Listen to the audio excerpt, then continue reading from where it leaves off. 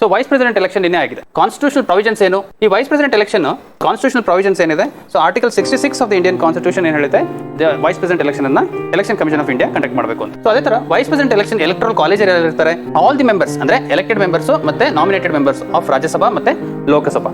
So total Rajya Sabha ಮತ್ತೆ Lok Sabha nominated elected ಎರಡು ಸೇರಿದ್ರೆ ಎಷ್ಟಾಯ್ತು, 788 ಪೀಪಲ್ ಆಗ್ತಾರೆ. ಸೊ 788 ಪೀಪಲ್ಸ್ ಅದರಲ್ಲಿ ಎಲೆಕ್ಟೋರೇಟ್ ಕಾಲೇಜ್. ಸೊ ಈಗ ಯಾರು 788 ಪೀಪಲ್ಸ್ ವೋಟ್ ಮಾಡಿರ್ತಾರೆ, ಸೊ ಅದರಲ್ಲಿ ಕೋಟಾ ಸಿಸ್ಟಮ್ ಅಂದ್ರೆ ಯಾರು ಗೆದ್ರು ಅಂತ ಹೇಗೆ ಗೊತ್ತಾಗುತ್ತೆ? ಸೊ ಅದಕ್ಕೆ ಕೋಟಾ ಸಿಸ್ಟಮ್ ಅಂದ್ರೆ ಏನು, that all the valid votes polled ಎಷ್ಟಿರುತ್ತೆ ಅದರದ್ದು ಡಿವೈಡ್ ಬೈ 2+1 ಅಂತ ಮಾಡಿರ್ತಾರೆ. ಸೊ ಅದ್ರ ಪ್ರಕಾರ more than half of the votes ಯಾರಿಗೆ ಸಿಗುತ್ತೆ ಅವ್ರಿಗೆ ವಿನ್ ಅಂತ ಗೊತ್ತಾಗುತ್ತೆ. ಸೊ ಇದು ಎಲೆಕ್ಷನ್ ಹೇಗೆ ಕಂಡಕ್ಟ್ ಆಗುತ್ತೆ, ಸೀಕ್ರೆಟ್ ಬ್ಯಾಲೆಟ್ ಅಲ್ಲಿ. ಸೊ ರಿಟರ್ನಿಂಗ್ ಆಫೀಸರ್ ಯಾರಿರ್ತಾರೆ, secretary general of Rajya Sabha. This is appointed by the election commission of India. So ನಿನ್ನೆ ವೈಸ್ ಪ್ರೆಸಿಡೆಂಟ್ ಎಲೆಕ್ಷನ್ ಆಗಿದೆ, ಅದು CP ರಾಧಾಕೃಷ್ಣ ಅವರು ಎಲೆಕ್ಟ್ ಆಗಿದ್ದಾರೆ. So honourable CP Radhakrishna has been elected as the vice president of India, right. So ಇದರಲ್ಲಿ ಈ voting ಮಾಡಿದಾಗ 14 ಅಂದ್ರೆ ನಿನ್ನೆ ಎಲೆಕ್ಷನ್ ಅಲ್ಲಿ 14 ಮೆಂಬರ್ಸ್ ಅಬ್ಸ್ಟೇನ್ ಮಾಡಿದ್ದಾರೆ ವೋಟಿಂಗ್ ಮಾಡಕ್ಕೆ, ರೈಟ್.